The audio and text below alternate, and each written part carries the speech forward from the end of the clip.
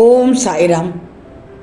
என் அன்பு குழந்தையே, உனக்கு பிடித்தவர்களிடம் உன்னை பற்றி விசாரிக்காமல் இருந்தால் உனக்கு ஏமாற்றம்தான். நான் இன்று சொல்ல வந்தது அதிக எதிர்பார்ப்பு ஏமாற்றத்தை தரும்.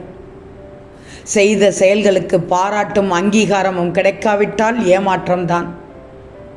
நீ விரும்பிய வாழ்க்கையும் நீ விரும்பிய பொருட்களும் கிடைக்காவிட்டால் ஏமாற்றம்தான்.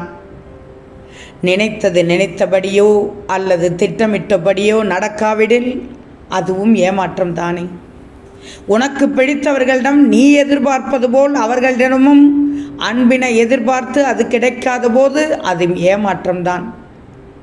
இப்படி சொல்லிக்கொண்டே போகலாம் தங்கமே.